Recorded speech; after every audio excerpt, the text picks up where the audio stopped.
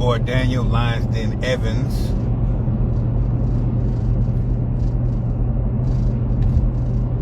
And you are live inside the den. I don't know how this is gonna go. So y'all bear with me on this. I am traveling right now. I'm in Alabama. I just left Mississippi.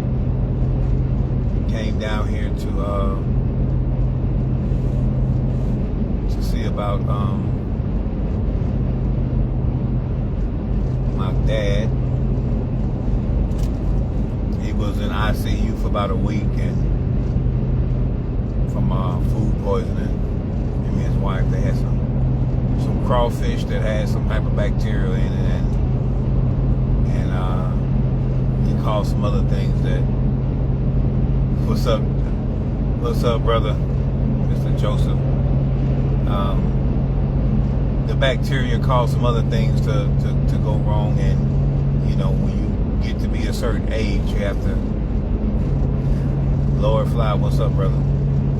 When you get to a certain age, you have to start, counting birthdays, because you don't have a whole lot of them left. So anytime you get sick and get admitted to the hospital in any type of ICU situation, is gonna cause some concern. So I came down to see about my dad. They end up letting him go home after everything was back on track. His sugar was up real high and all that kind of stuff. But man, I just been on this God got me on this little spiritual journey right now, man, and I had to come down and see about my dad, and he just showed me the power, man, the power of a family, and why family is so important. So if you are on here right now and you got kids, you got grandkids, it's important that your kids and your children, it's important that they know where they come from. It's important that they know what type of blood they have in them, because they're going to need something to rely on one day when the chips are down. They're going to need to tap into another side of them one day, and they need to know what type of stock they got in them. So if you have, kids and things like that, make sure your kids know where they come from. So when I come down, it's always, it's always bittersweet, because you enjoy the time, but then, you have to leave, and you don't know when you're coming back and all this type of stuff. So it's like when you get down, you got to rush to get everything done, or try to rush and see everybody, and, try to get all the vacation done in a short time, because you don't know, when you just one of those things. But I've been kind of on cruise control here lately, with my life, and God is just taking me through some things, and this has been one of the most humbling trips that I've been on around my family in a long time, and I think it's because of where I am right now, spiritually and things like that. So, I'm always blessed to be around my family. Shout out to my brother Tim, T-Dot Logistics. He has an Amazon contract running trucks. Very proud of my brother, man. He's he's training his sons how to be men, and training them how to be entrepreneurs, and training them how to do business. And it always does my heart good, because when I come down, they operate, man, and I be looking at them in amazement, like these boys are actually operating. They doing what they're supposed to be doing, and my brother he got them on a real tight rope, but he got them boys working, and I really am proud of that, to see how they interact, with each other on that. So I'm always proud of my brother, man, anything he do. But this has been a humbling trip for me, because a lot of you all know me from my videos, and you know me from my podcast. You know me as being, alpha male and big, lion pride and all this type of stuff. And when you in certain levels of your life success, people have a tendency to forget that you're human. They forget that you have somebody, that you have a family that you came from. And so I can't tell you the last time I had a really heart-to-heart conversation with my father. It's just been, I don't know what it is about the firstborn, you know what I mean, but my dad done such a great job with me. In my mind, he done such a great job that he hasn't had to do anything for me in the last 30 years. So it's really hard, being a father when your child don't need you, or when your child, doesn't require a whole lot from you. And this is to the fathers out there, so stay encouraged. My dad, I came down here to look him in his eyes.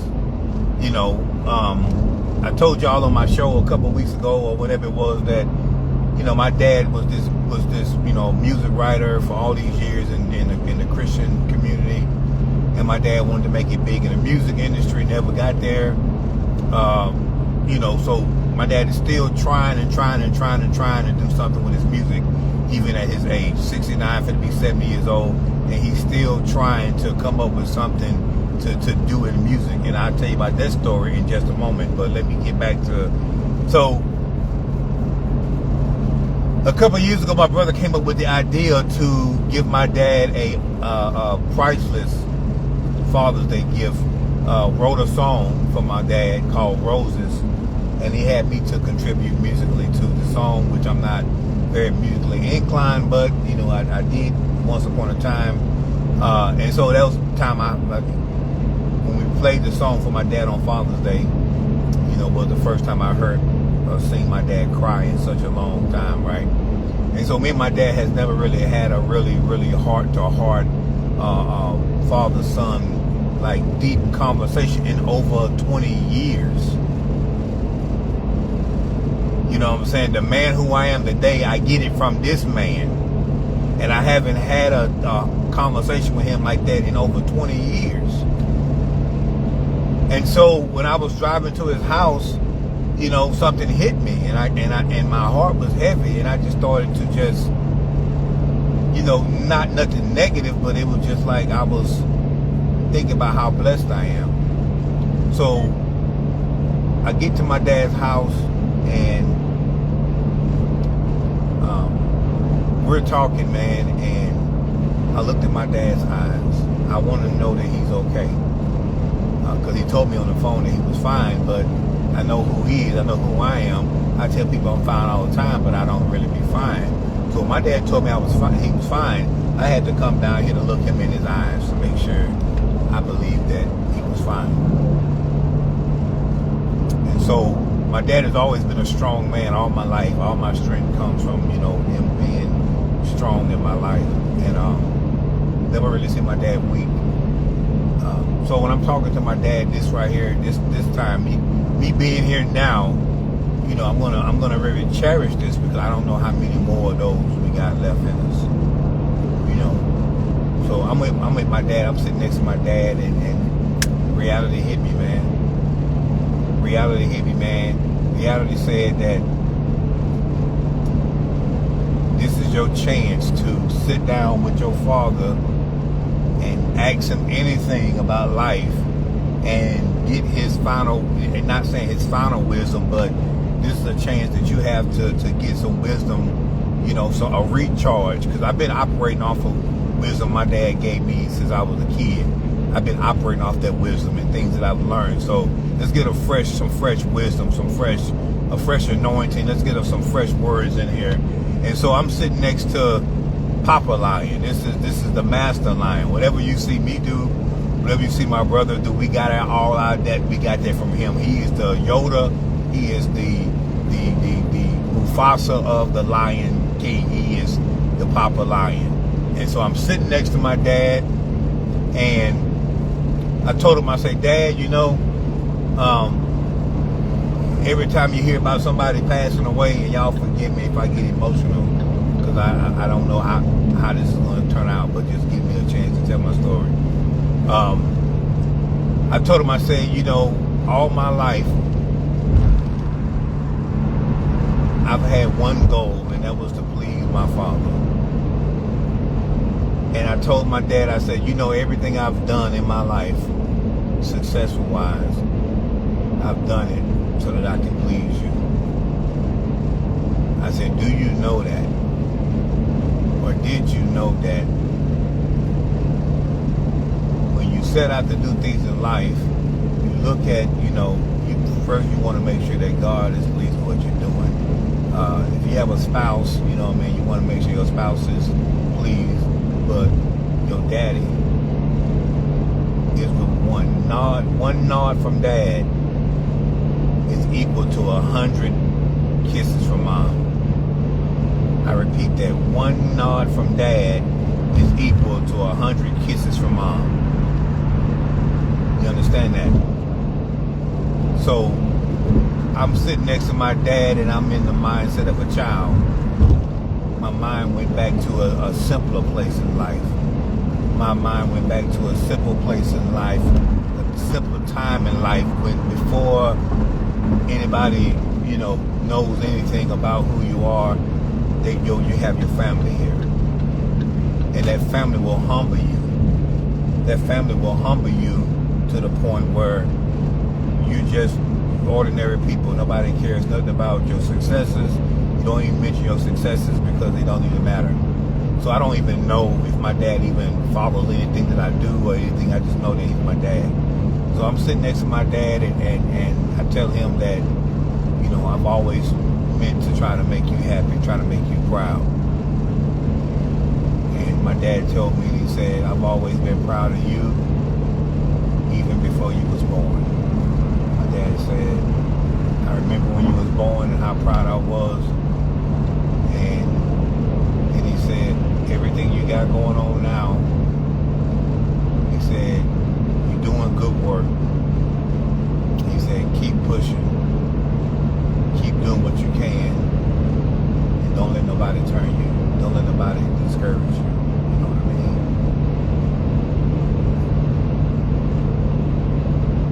I haven't heard my dad tell me that he was proud of me in a long time. It's almost like it's non-existent sometimes. Because I don't have the luxury of being able to.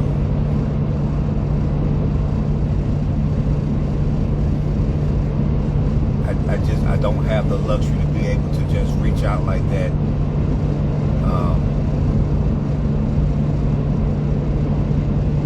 And so you never really know how your parents feel about you until they on their deathbed or until you on your deathbed. Then you got to hear the truth about, you know, who you are and what they did and how they did it.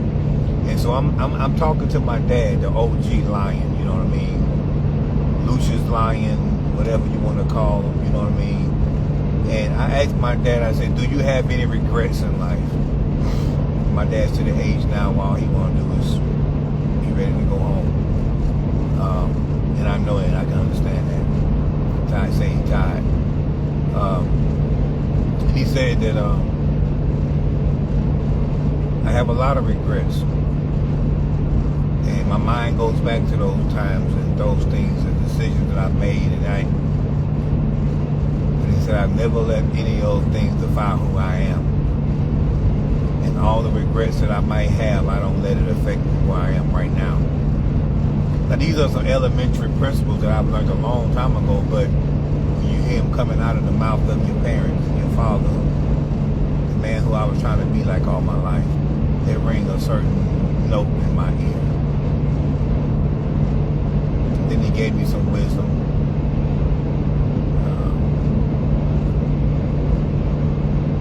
And I was so blessed to be in his presence. At that time, at that moment, I was blessed to be in his presence. The conversation, I'm not going to go into detail because it was, you know, sacred to me, personal to me. I didn't even tell my brother everything we talked about, but it's what I needed to hear from my dad. I haven't asked my dad for anything in such a long time, so me being able to talk to him and get some, he gave me some strength today. My dad gave me some strength, and I thank God for him being able to give me that strength. I thank God for it. My daddy gave me some strength today with his words. And I looked at him, and I was really just looking in his eyes, and it used to be a fire lit inside my daddy's eyes. And you know, the older you get, that fire has went dim, that light has went dim, and he's here, just buying out his time. And I know that the time is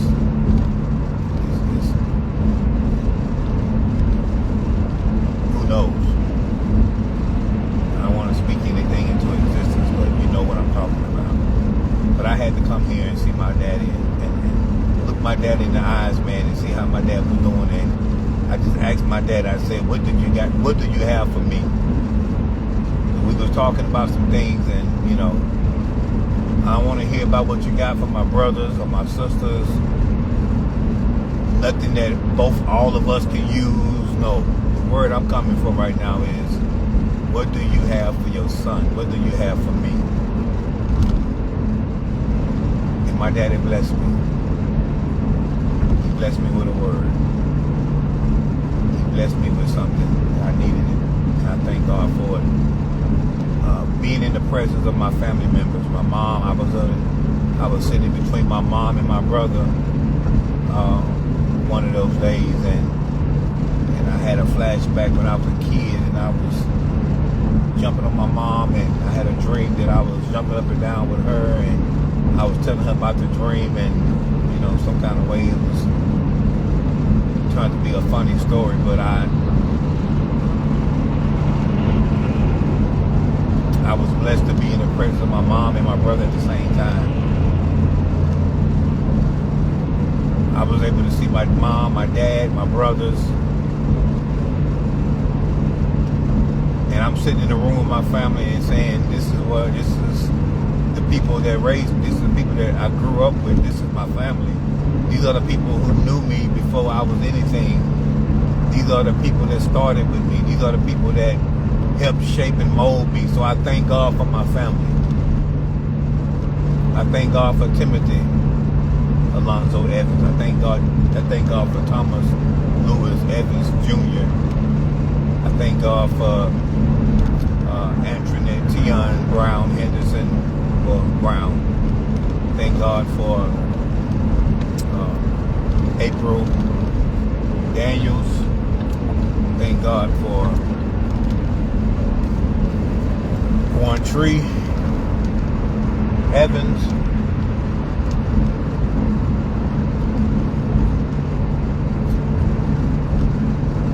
Thank God for the people who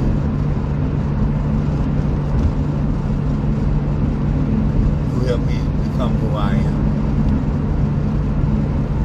I was missing something in North Carolina. I was missing it real bad. And I just needed a break. I just needed to get away for a minute.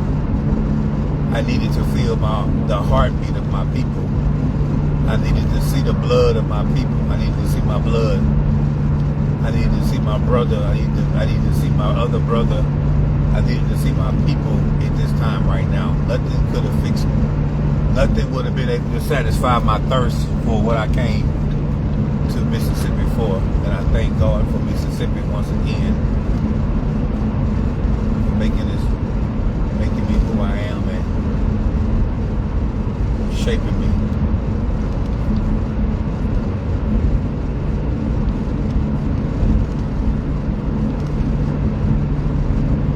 I love my family. Sometimes we don't get along. As people, we don't always get along. Sometimes we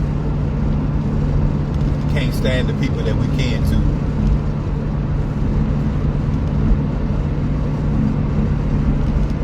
And sometimes it's the other way around. They can't stand us. Ain't nothing like that blood, though. Anytime you can go to a place and you can recognize and identify your blood from everybody else's blood, that's a blessing. That's a blessing. Me and my brother was talking one day about my dad and his brothers, and we have a, uncle that passed away a couple years ago, Benny Ray Evans. He was a guy in the family that everybody admired and everybody looked up to. Travel once or twice a year to come down from Michigan to Mississippi to be with the family. And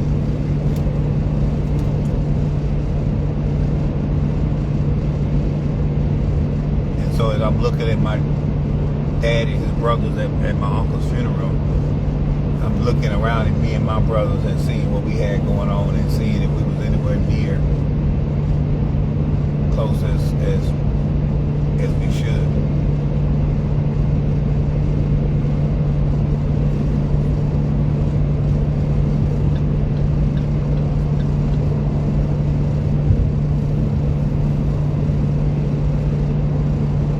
And so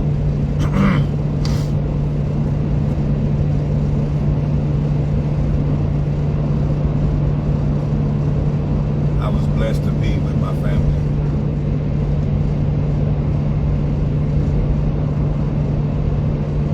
Give you that feeling of being humble because you're just an average Joe with your family. But I thank God for that. I thank God for it. So I'm on the road, heading back to North Carolina.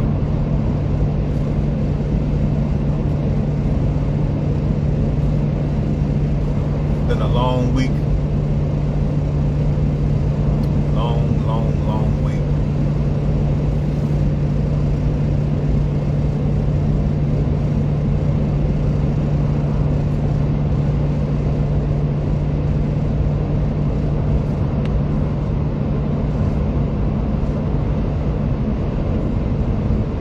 I want y'all to tune in now Inside the Den. Go to my Facebook page and go to my link, my YouTube link. Like, subscribe, and hit the notification button. It's been getting really interesting these last few episodes and things like that. My network is almost ready. It's actually in the finalization stages of being ready. So within the next week from now, my television network, Lions Pride View, is going to be available on Roku TV. So you all stand by, y'all get ready, support me, y'all give me some support. I need my people, support me. We're trying to blow this thing up. If you all have any content you want to bring to the table, get with me, inbox me. I want you all to be able to be able to join me on my quest to create a nice TV platform for people to watch some good TV. We're gonna have some podcasts. We're gonna have some comedy shows. We're gonna have some church, some religion. We're gonna have some all type of stuff. Backyard shenanigans. I'm talking about all kind of stuff we're gonna have on the network. So I want you all to be supportive of what we got going on because as a people we got to stand together on things and it's an opportunity for everybody to get whatever business they got to promote it.